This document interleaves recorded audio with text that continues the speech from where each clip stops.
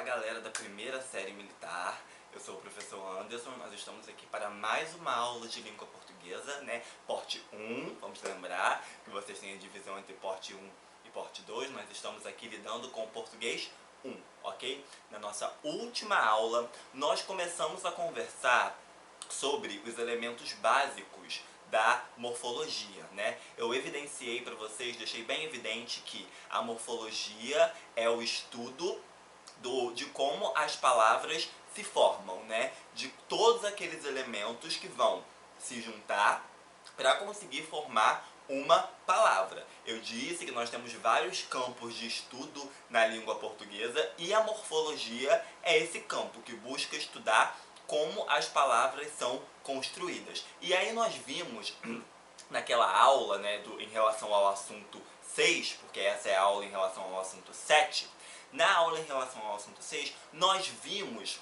separadamente todos os elementos que são usados para formar uma palavra, né? Nós falamos dos radicais, nós falamos das desinências, nós falamos das vogais temáticas, nós falamos dos afixos. Falamos de todos esses elementos que formam, né, uma palavra. Eu disse para vocês que a morfologia, ela pega e estuda palavras de uma maneira separada. Então eu vou ter um texto, mas eu vou roubar uma palavra desse texto e vou dividir essa palavra em vários pedaços para eu poder identificar ali o meu radical, a minha desinência, a minha vogal temática e os afixos se tiver, né? Se houver tudo isso se haver tudo isso na palavra que nós estamos analisando. Porém, inevitavelmente, todos esses elementos que estão separadinhos, radical, desinência, vogal temática e afixo, todos eles vão se juntar para inevitavelmente fazer o quê? Formar uma palavra. Todos esses elementos vão naturalmente se juntar para formar uma palavra. Então o módulo de hoje, o assunto de hoje, vai nos fazer pegar todos esses elementos que nós vimos na aula passada e aplicá-los aonde? Na formação de palavras. Tanto que o título do assunto, né, o título do capítulo da apostila de vocês que aborda é justamente a formação de palavras. Então na nossa última aula nós vimos a estrutura das palavras e hoje nós vamos perceber a formação destas palavras, ok? E existem 7 importantes processos de formação de palavras e nós vamos hoje falar um pouquinho de cada um desses 7 recursos, né, desses 7 processos de formação de palavras que nós temos numa língua, ok? Nós vamos começar, os 7 são composição, derivação, hibridismo, onomatopeia, abreviação ou redução, sigla e estrangeirismo. Nós vamos falar sobre os 7 hoje, começando com os mais utilizados, né, em provas de concurso, em provas de vestibular, que são a composição e a derivação, ok? Nós vamos falar dos 7, mas os mais importantes e os mais abordados em questões de concursos, em questões de provas, são a composição e a derivação. Então, prestem bastante atenção nas configurações aí desses processos. Vamos começar com a composição. Gente, quando nós estamos falando do processo de formação de palavras, que é chamado de composição, nós estamos falando de que nós vamos ter uma junção entre 2 ou mais radicais, ok? Nós vimos na última aula que o radical é a parte mais importante de uma palavra, certo? Então, quando uma palavra é formada por composição, nós vamos ter a junção de 2 ou mais radicais para formar essa palavra, ok? Essa é a ideia central da composição. É você unir 2 radicais ou mais radicais para formar o quê? Uma palavra só. Porque lembrem-se que nós estamos falando aqui de palavras estanques, de palavras separadas, ok? Então os exemplos que eu vou dar para vocês, apesar de agora no começo serem contextualizados, virem em frases, nós vamos pegar palavras dessas frases para vocês perceberem como que funciona a análise morfológica. Beleza? Então, a ideia da composição é essa, é você ter uma palavra que é formada por 2 ou mais radicais. E essa composição, ela pode acontecer de duas maneiras diferentes. Ela pode acontecer por aglutinação ou por justaposição. Nos dois exemplos, eu obviamente vou estar falando de quê? De dois ou mais radicais que se juntaram.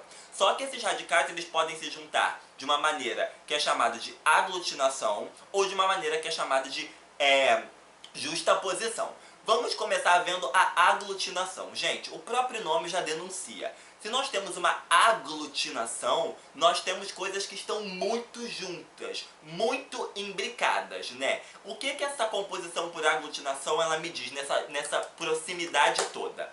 Quando tudo está muito junto, algum elemento termina se perdendo. Então, na aglutinação, nós temos o que nós chamamos de uma perda fonética. O que isso significa? Eu vou juntar dois radicais, mas inevitavelmente algum deles vai perder algum elemento fonético. E o que é a fonética que eu tinha falado na última aula? É o som. A fonética estuda o som. Então, numa composição por aglutinação, eu vou ter uma palavra que vai se utilizar de dois radicais diferentes, ou mais, né? Dois ou mais radicais diferentes, mas algum desses radicais vai terminar perdendo aí um elemento fonético, ou seja, um elemento sonoro. Vamos ver 3 frases como exemplo, e aí a gente vai pegar a palavrinha para poder analisar como que essas palavras foram formadas. Primeira frase, olha só. Dona Maria comprou aguardente para esquecer dos problemas. Segunda frase. O ar no Planalto estava imóvel e sem névoa. Terceira frase. A mãe ficou boquiaberta com o comportamento do filho. Vamos prestar atenção nessas frases. Primeira. Dona Maria comprou aguardente para esquecer dos problemas. Vamos destacar dessa palavra, dessa frase, no nosso estudo morfológico, a palavra aguardente. Essa palavra traz pra gente um exemplo de composição por aglutinação. Percebam, eu tenho o radical água e eu tenho o radical ardente. Mas na hora que eu juntei os dois, houve uma perda fonética. Juntou-se tudo e virou aguardente. Então, houve aí uma ideia de perda fonética. Esse é um exemplo de composição por aglutinação. Os radicais se juntaram tanto que alguma coisa ficou perdida ali no meio, ok? Eu não falo água ardente, eu falo aguardente, tudo junto. Então eu juntei, eu aglutinei e perdi ali um elemento fonético, ok? Segunda frase. O ar no Planalto estava imóvel e sem névoa. Vamos pegar aí para o nosso estudo morfológico a palavra planalto. Nós temos uma junção de plano e uma junção de alto. Mas eu não falo, o ar no plano alto estava imóvel e sem névoa. Não, eu falo o ar no planalto.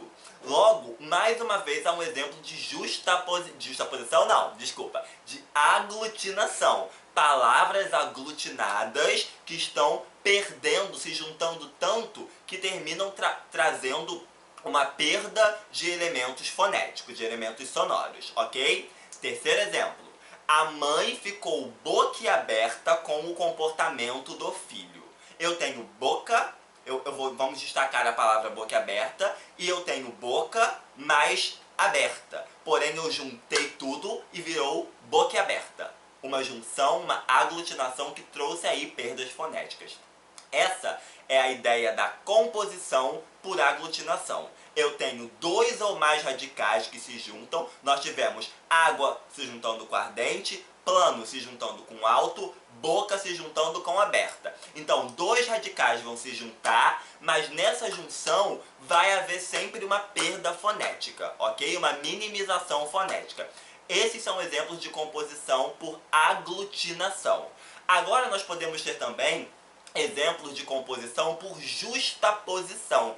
E aí acontece justamente o contrário do que acontece na aglutinação. Na composição por justaposição, eu tenho dois ou mais radicais, mas eles não vão perder nenhum elemento fonético. Todos os elementos vão ser conservados na hora da minha pronúncia. Então vamos com mais 3 frases, na verdade 4 frases, para exemplificar essa ideia de composição por justaposição. Vamos lá, 4 frases, ó. O beija-flor apareceu pela manhã, Segunda-feira retornaremos à normalidade e a leitura é um ótimo passatempo. Foram 3 frases mesmo. Me desculpem aí por falar que eram 4. Então, nós temos o beija-flor apareceu pela manhã. Quando nós pegamos a palavra beija-flor, é uma palavra só, mas um termo só. Mas nós temos a junção de 2 radicais e nenhum deles está perdendo elemento. Eu falo beija na sua totalidade e eu falo flor na sua totalidade. Junta-se os dois para formar uma palavra, mas eu não tenho nenhuma perda fonética. Eu pronuncio os dois perfeitamente. Logo, é uma composição por justa posição, ok? Segunda-feira retornaremos à normalidade. Vamos destacar a palavra segunda-feira. Eu falo segunda e eu falo feira. Não há nenhuma perda fonética. Logo, mais um exemplo de composição por justa posição. E por fim, esse terceiro exemplo é importante porque algumas vezes alunos pensam que composição por justa posição é muito fácil porque é só eu identificar o hífen. Mas nem todas as palavras que ocorrem nesse processo de composição por justa posição vêm separadas por hífen. Passatempo é um exemplo. A leitura é um ótimo passatempo. Eu tenho a palavra passa e a palavra tempo se juntando para formar passatempo. Eu não tenho aí a divisão do hífen, mas mesmo com tudo junto, eu tenho uma composição por justa posição porque eu falei as duas palavras na totalidade. Eu falei passa e eu falei tempo. Mesma coisa é girassol. Girassol também é um exemplo de palavra de processo de formação. Composição por justa posição que não tem o hífen no meio. Então, abandonem essa ideia. Se vocês tiveram a impressão de que justa posição é só eu encontrar o hífen, abandonem essa ideia. Porque os exemplos geralmente aparecem com o hífen, mas alguns deles podem não aparecer. Então, a maneira mais fácil é eu pronunciar essa palavra, essas duas palavras, esses dois radicais, para eu ver se eu vou estar ou não tendo ali alguma perda fonética, ok? Esse é o primeiro processo de formação de palavras que nós vimos. O processo de formação de palavras por composição, ok? O que esse processo significa? Significa que eu vou ter a junção de 2 ou mais radicais para formar uma palavra. E essa junção pode acontecer por aglutinação, que é quando as palavras se juntam e há uma perda fonética, ou por justa posição, que é quando as palavras se juntam, mas não há nenhuma perda fonética, ok? Essa é a ideia da composição, tudo bem? Agora nós vamos para o segundo processo, que é chamado de derivação. Vamos lá? Então, galera, diferentemente da composição, que acontece quando há essa junção de 2 ou mais radicais, na derivação nós vamos trabalhar apenas com um radical, ok? Abandonem agora a ideia da composição. Abandonem a ideia de que nós vamos ter 2 radicais. Agora nós vamos voltar a trabalhar com um radical somente. Então, qual é a particularidade da derivação? Se eu só vou trabalhar com um radical, o que vai acontecer? Perdão. Este radical, ele vai ser modificado por presenças externas, como as presenças do quê? Dos afixos que nós estudamos na aula anterior. Então eu vou adicionar a esse radical prefixos ou sufixos, ou os dois ao mesmo tempo. Eu também posso ter uma mudança na classe gramatical dessa palavra, desse radical, ou eu também posso ter uma perda de fonemas. Do mesmo jeito que acontece a perda de fonemas na composição por aglutinação, só que agora essa perda de fonemas não vai acontecer mais na junção de 2 radicais, vai aparecer em um radical só. E nós vamos exemplificar como que tudo isso vai acontecer, ok? Porque existem vários processos de derivação. Tudo que eu vou falar aqui agora está dentro da derivação, ok? Da mesma maneira que aglutinação e justaposição estavam dentro da composição, todos os processos que eu vou falar aqui agora estarão dentro da derivação, ok? Então vamos lá, preste atenção que aí nós temos vários processos de derivação para dar conta aqui. Vamos começar falando com os clássicos, né? Que são os processos de derivação prefixal ou o processo de derivação prefixal ou a prefixação, ok? Prefixação, ou também o processo de derivação sufixal ou a sufixação, ok? Vamos começar com a derivação prefixal.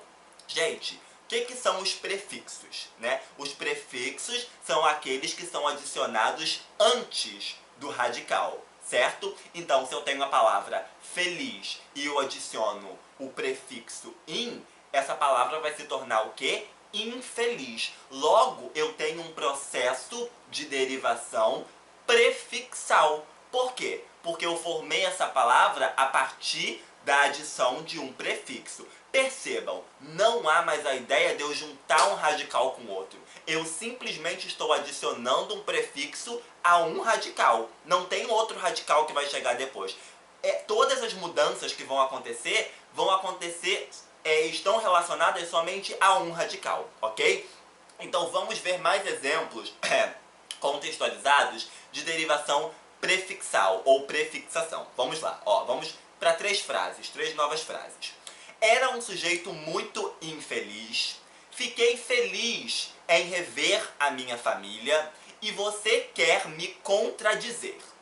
Preste atenção. Primeira frase é o exemplo que eu já abri aqui dando, né? Era um sujeito muito infeliz. Se a gente destaca essa palavra infeliz, nós podemos tirar dela o prefixo in. Então, desta maneira foi construída o quê? Uma derivação prefixal, ok? Na segunda frase, se a gente destaca a palavra rever, que prefixo nós temos aí? Nós temos o prefixo re, né? Que está adicionado ali ao radical ver. Então, mais uma vez, um exemplo de derivação prefixal, ok? E por fim, quando eu pego a palavra da terceira frase, contradizer, que prefixo que eu adicionei? Eu adicionei o prefixo contra a palavra dizer. Então essas três frases trazem exemplos de derivação prefixal, ou seja, que é aquela derivação que acontece pelo acréscimo de prefixos, ok? Diferentemente da derivação sufixal. O que são os sufixos? Os sufixos são aqueles que nós adicionamos depois do radical. Então, se os prefixos vêm antes, os sufixos virão após o radical. Então, vamos para mais três frases para entender agora a derivação sufixal ou a sufixação, ok? Vamos lá. Você é muito caloroso. Passe-me o saleiro, por favor. E felizmente tudo correu bem. Vamos lá. Você é muito caloroso. Vamos tirar a palavra caloroso. Vamos pegar essa palavra caloroso pra gente e vamos ver que sufixo eu adicionei aí. Eu tenho a palavra calor e eu adicionei o sufixo oso. Então, derivação por sufixação ou derivação sufixal, porque foi adicionado um sufixo. Como nos próximos exemplos. Por exemplo, passe-me o saleiro, por favor. Peguei a palavra saleiro. Eu tenho sal e eu adicionei o sufixo eiro para formar saleiro. Felizmente, tudo correu bem. Tenho a palavra feliz e eu adicionei o sufixo mente. Logo, processo de derivação sufixal. E percebam que foi feito o inverso. Em infeliz é uma derivação por prefixação, porque eu adicionei o prefixo in. E felizmente é uma derivação sufixal, porque eu adicionei o sufixo mente, ok? Essa é a diferença entre derivação prefixal e derivação sufixal. Na derivação prefixal eu adiciono prefixos, ou seja, elementos que vão antes do radical, e na derivação sufixal eu adiciono sufixos, ou seja, elementos que vão após o radical. Beleza? Então vamos seguindo, porque nós temos mais coisas para falar, ok? Vamos começar agora com vamos falar agora da parassíntese, ou da derivação parasintética. Lembrando que tudo que eu estou falando aqui agora está dentro da derivação, ok? Vimos a derivação prefixal, vimos a derivação sufixal, agora vamos ver a derivação parasintética. O que significa essa derivação parasintética ou a parassíntese, né? Gente, a derivação parasintética ou a parassíntese é quando eu adiciono ao mesmo tempo, gravem isso, ao mesmo tempo, um prefixo e um sufixo. Então eu vou adicionar prefixo e sufixo ao mesmo tempo numa palavra. Ah, já sei, infelizmente. Não. Infelizmente não pode ser um exemplo de derivação parasintética. Ah, por quê? Se eu adicionei o prefixo in e adicionei o sufixo mente ao radical feliz. E assim eu formei infelizmente. Por que que infelizmente não pode ser um exemplo de derivação parasintética? Porque a palavra infeliz existe sozinha, sem o sufixo mente, e a palavra felizmente existe sozinha, sem o prefixo in. Então, quando eu tenho uma derivação parasintética, eu preciso perceber que não existe a possibilidade da palavra se materializar só com o sufixo ou só com o prefixo. Ela só pode existir com os dois ao mesmo tempo. Por isso que, infelizmente, não pode entrar nesse exemplo. E qualquer palavra que eu possa adicionar o prefixo e o sufixo, mas que eu possa escolher uma hora usar só o prefixo, outra hora usar só o sufixo, não pode entrar em derivação parasintética. Vocês vão entender melhor com os exemplos que eu vou dar. Vamos lá para duas frases. Olha só. Aquele homem é um desalmado e que belo entardecer. Vamos pegar primeiro desalmado, ok? Eu adicionei o prefixo des e o sufixo ado. Agora presta atenção. A palavra almado não existe, certo? Se eu adicionar só o sufixo ado, a palavra almado não existe. E se eu tirar o sufixo e adicionar só o prefixo desalm, essa palavra também não existe. Logo, por isso que é uma derivação parasintética, porque não há possibilidade do radical se materializar sem o auxílio dos prefixos e sufixos. Por isso que é um auxílio simultâneo. Eu preciso dos dois ao mesmo tempo para aquela palavra ter sentido, ok? Mesmo exemplo com entardecer. Não existe a palavra entarde.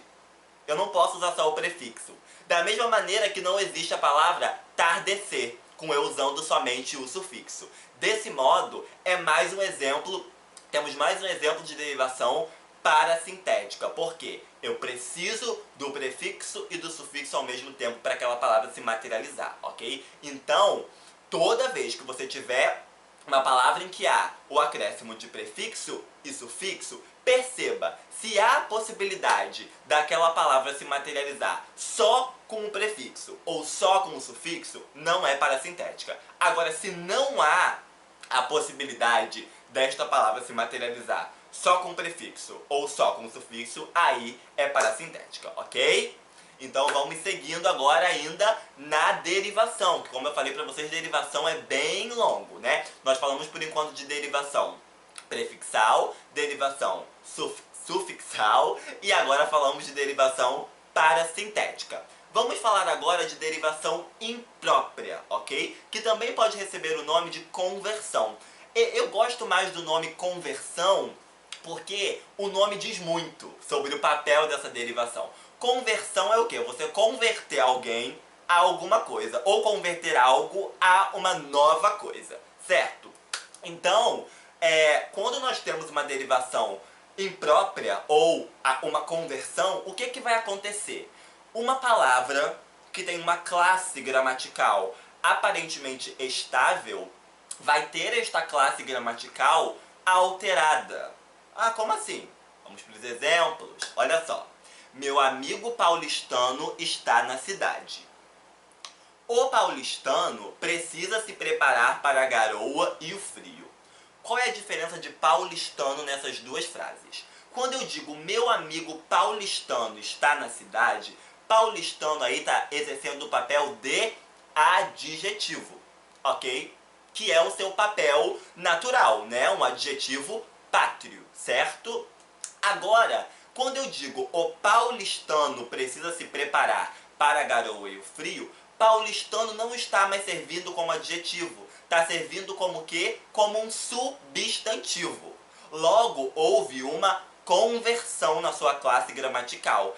Isso quando isto ocorre, há derivação imprópria. Uma palavra saiu da sua classe gramatical original e aparentemente estável e foi convertida, né, numa nova classe gramatical.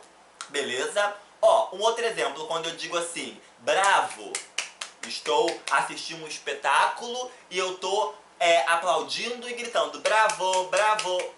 Gente, bravo é um adjetivo, mas nesse sentido ele vira uma interjeição, ok? Toda vez que eu vejo alguma coisa que eu goste, né? Estou no espetáculo de dança, no espetáculo de teatro, enfim. Assistir alguma coisa que eu gosto, é aplauso e grito bravo. Não é mais um adjetivo. Eu estou usando como uma interjeição. Então é mais um exemplo de derivação imprópria. Houve aí uma conversão para uma nova classe gramatical, ok? Mais um exemplo, ó. O jantar está servido. O jantar está à mesa. Jantar é o quê? É um verbo, né? Só que nesse exemplo não está sendo usado como um verbo. Está sendo usado, mais uma vez, igual ao paulistano. Está sendo usado como um substantivo. Paulistano a gente converteu de adjetivo para substantivo. Jantar a gente converteu de verbo para substantivo. E bravo a gente converteu de adjetivo para interjeição. Então, quando ocorre essa dança das classes gramaticais, quando as palavras saem rapidamente do seu sentido original, sentido não, nós estamos falando de sentido. Quando as palavras saem da sua classe gramatical original e assumem um novo papel, uma nova identidade de classe, digamos assim, está acontecendo a derivação imprópria, ou a conversão, ok? Então, por enquanto falamos de 4 tipos de derivação. Falamos da derivação prefixal, falamos da derivação sufixal, falamos da derivação da derivação parasintética e falamos agora da derivação imprópria, ok? Que também pode ser chamada de conversão. Por fim, vamos falar da derivação regressiva. O que é a derivação regressiva? Gente, o que significa essa ideia de regressão? Significa voltar alguma coisa, né? Tirar alguma coisa, regredir. Na derivação regressiva, o que vai acontecer? Vai haver uma redução fonética nas palavras, ok? As palavras vão perder, o radical vai perder algum elemento fonético. Lembrando, mais uma vez, que aqui na derivação estamos trabalhando só com a ideia de um radical. E não igual à composição, como trabalhamos com a ideia de 2 radicais ou mais, ok? Então preste atenção nesses exemplos, para a gente entender melhor a derivação regressiva e fecharmos derivação. Vamos lá. A pesca foi comprometida devido ao tempo. A venda foi concretizada e o erro foi corrigido. Vamos pegar na primeira frase a palavra pesca. Que redução que aconteceu aí, gente? Pesca vem de pescar. Então o meu R caiu, né? Esse é um exemplo de redução, de derivação regressiva. Há aí uma redução na hora que eu vou compor essa palavra. A venda foi concretizada. Venda vem de vender. Então, mais uma vez, o meu Rzinho cai. O erro foi corrigido. Erro vem de errar. Então, eu perdi mais uma vez o meu R. Aí você pode pensar assim, mas professor Anderson, tô confuso. Essa ideia da derivação regressiva parece um pouco com a derivação imprópria, porque as palavras saem de verbo e vão virar substantivo. Por que não é derivação imprópria? Por que é derivação regressiva? Porque na derivação imprópria as palavras mudam de classe gramatical, mas elas não perdem nenhum elemento fonético. Elas se mantêm a mesma. Agora, na derivação regressiva, as palavras perdem um elemento fonético. Errar vira erro, vender vira venda, pescar vira pesca. Então eu não tenho só a mudança da classe gramatical, eu tenho também o cair de algum elemento fonético. Por isso que é assim que a gente consegue estabelecer a diferença entre derivação imprópria e derivação regressiva, ok? Gente, vamos fazer aqui um resumo do que a gente falou até agora, porque é muita informação para uma aula só, ok? Nós começamos falando de que há diversos processos de formação de palavras, certo? E eu falei para vocês que existem 2 principais, composição e derivação. Nós acabamos de falar desses 2. Qual é a diferença entre composição e derivação? composição acontece quando eu tenho a junção de dois ou mais radicais, enquanto os processos de derivação vão acontecer girando em torno de um radical só, ok? Na composição, eu vou ter uma composição que pode ser por aglutinação ou justaposição. Já na derivação, eu vou ter diversos processos. Eu vou ter uma derivação que vai poder acontecer por sufixação, por prefixação, por uma derivação parasintética, uma derivação imprópria ou uma derivação regressiva, ok? Então, apareceu aí de novo para você, tudo esquematizado aí na sua tela, para você não perder o fio da meada, porque por mais que nós tenhamos falado sobre muita coisa até agora, nós só falamos sobre dois processos, só falamos sobre composição e derivação, que são os mais longos. Por isso que eles são os mais abordados em testes, em concursos, em provas, em vestibulares, porque eles são os mais ricos em conteúdos, digamos assim, ok? Agora vamos ver o restante, e os outros são mais tranquilos de se entender, né? Vamos para o nosso terceiro, que é chamado de hibridismo. O que é uma coisa híbrida? Uma coisa híbrida é uma coisa que junta algo, né? Por exemplo, se eu tenho um carro híbrido, ele vai funcionar com dois tipos de combustível. Então, quando nós temos o hibridismo no que se refere à palavra, à língua, significa que eu vou juntar. E eu vou juntar o que no hibridismo? Eu vou juntar dois radicais de diferentes línguas. Gente, esse processo de hibridismo é mais difícil, um pouco condenado por alguns linguistas, mas é importante dar uma passada por ele. Só para entender, quando a gente fala de hibridismo, a gente tem que voltar um pouquinho para falar rapidamente sobre história da língua. Por quê? No hibridismo, a gente geralmente usa palavras que possuem radicais de duas línguas diferentes, um radical grego e um radical latino. Por que isso acontece no português? Porque tanto o grego quanto o latim foram cruciais para quê? Para a formação da língua portuguesa. Então, é inevitável que nós mantenhamos na nossa língua algumas palavras que possuem a junção desses dois radicais, ok? De radicais dessas duas diferentes línguas. Por exemplo, quando nós temos as palavras automóvel, televisão e sociologia. Em automóvel, auto é um radical grego, móvel, latino. Em televisão, tele é um radical grego e visão, latino. Em sociologia, sócio é um radical latino e logia, grego. Então, essas junções de radicais de duas diferentes línguas são chamadas de hibridismo, ok? É quando eu tenho dois radicais que se juntam e eles pertencem, a duas diferentes origens. Eles têm origens diferentes. Ah, mas como que eu vou saber disso? Bom, nós temos aí disponíveis, né, listas, tabelas de radicais de origem grega e de origem latina, ok? No final da aula eu vou deixar aqui para vocês observarem e talvez tirarem um print, não sei, dos principais radicais gregos e latinos, ok? Só para vocês terem uma noção básica, porque não tem como aqui eu ficar falando de todos ao mesmo tempo, porque essa aula já é bem longa, né? Então, esse é o hibridismo, ok? Depois nós podemos ter a onomatopeia, que todos vocês já devem ter ouvido falar. Esse processo de formação chamado onomatopeia, ele é quando nós utilizamos a palavra, né, para poder tentar fazer a representação de algum som. Então, quando nós temos blá, blá, blá, blá, blá, essa é uma onomatopeia que está querendo representar o som de quê? De muita gente falando ao mesmo tempo. Quando eu tenho tic-tac, é uma onomatopeia que tem o objetivo de representar que som?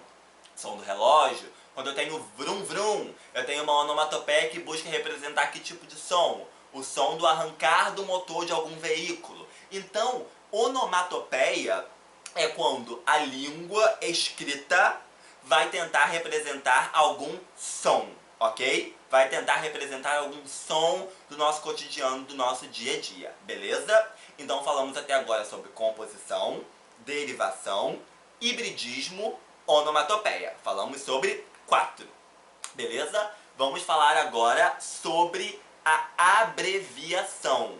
Gente, O que é a abreviação, como o próprio nome já diz? A abreviação, ela tá ligada, da mesma maneira que o hibridismo tá ligado, mas a história da língua, a abreviação, ela tá ligada com a ideia da língua falada, né?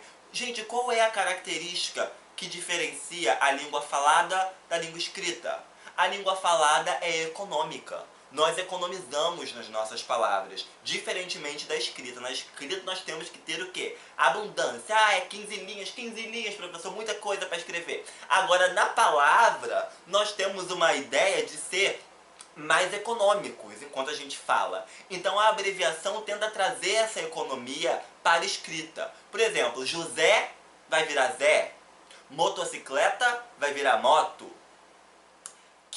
quilograma vai virar quilo, refrigerante vai virar refri. Então eu vou pegar palavras inteiras e vou reduzi-las por um objetivo de economia da língua. Isso acontece mais na língua falada, ok? Mas é um processo de formação de palavras sim, é a formação de palavras por abreviação. Beleza? Temos também a sigla, que vocês também já devem ter ouvido falar. O que é a sigla? A sigla ela tem a ideia de reduzir certos, né, títulos, né, certas instituições, usando a letra inicial de cada uma, né, de cada elemento que compõe o nome como um todo. Por exemplo, Organização das Nações Unidas. Eu vou reduzir a ONU. Universidade Federal do Rio de Janeiro. Eu vou reduzir a UFRJ. Procuradoria-Geral da República. Eu vou reduzir a PGR.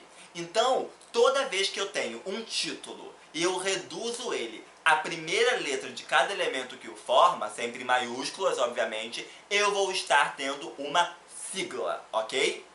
Então, ó, beleza? No último processo, nós temos o que a gente chama de estrangeirismo. E não pode confundir estrangeirismo com hibridismo. Hibridismo é eu juntar duas palavras que têm radicais de origem diferente. Agora, o estrangeirismo é eu usar numa língua, na minha língua nativa, palavras que são de outra língua. E usar mesmo no dia a dia, porque essas palavras terminam o quê? Entrando na língua nativa e trazendo, né, ganhando espaço, ganhando vida dentro da língua nativa. Por exemplo, nós podemos dizer assim, vamos para 3 frases para a gente fechar. Vamos ao show dos Beatles. O software não está respondendo. Não vamos nos estressar, por favor. Nos 2 primeiros exemplos nós podemos ter aí show. Show é uma palavra norte-americana que significa mostrar, né? I'm gonna show you something. Eu vou te mostrar alguma coisa. Então show é uma palavra que não pertence à língua portuguesa. Só que eu pego essa palavra e eu uso normalmente para falar de concertos, né, de eventos que vão acontecer. Esse é um exemplo de estrangeirismo. Mesma coisa é software. O software não está respondendo. Essa é uma palavra da língua portuguesa? Não. Mas nós adaptamos e nós usamos por quê? Por causa da nossa vivência com computadores, que são elementos globais, né? E essa palavra terminou aí entrando no nosso dia a dia. No dia a dia das linguagens globais, ok? E o terceiro caso que é interessante, é a gente perceber que em alguns casos de estrangeirismo, as palavras ganham escrita própria e pronúncia própria. Não vamos nos estressar, por favor. Estressar vem da palavra norte-americana, da palavra inglesa, stress. Só que nós adaptamos ela para a língua portuguesa, nós criamos o estressar. Então nós temos a nossa própria pronúncia e a nossa própria escrita. A mesma coisa é shampoo. Shampoo tem a mesma pronúncia do que a palavra original inglesa, mas a escrita é diferente no Brasil. Nós temos X-A-M-P-U e na língua inglesa nós temos S-H-A-M-P e 2 O's. Então, estrangeirismo é quando uma língua nativa se apropria de palavras de uma outra língua. Quando a gente está falando de estrangeirismo, inevitavelmente, né, nós estamos geralmente falando da língua inglesa. Porque nós sabemos que o inglês tornou-se aí a língua global. Logo, a maioria dos estrangeirismos que são registrados pertencem à língua inglesa por causa da influência, né, que os Estados Unidos e a Inglaterra exerceram aí ao longo da história do mundo, viu? A conexão entre linguagem e história, porque as duas estão entrelaçadas, não tem como distanciar a língua da história, ok? Gente, essa foi a nossa aula de hoje, um pouco longa, bastante informativa, mas nós falamos dos processos, dos diferentes processos de formação de palavras, ok? Falamos da composição, falamos da derivação, falamos do hibridismo, falamos da onomatopeia, falamos da abreviação, falamos da sigla e falamos do estrangeirismo, beleza? Então, voltem em pontos que vocês não entenderam, revejam os exemplos, ok? Agora no final eu vou deixar aquela imagem que eu falei pra vocês dos radicais latinos e gregos, caso vocês queiram printar, e dediquem-se, estudem, ok? Valeu, galera, até a próxima!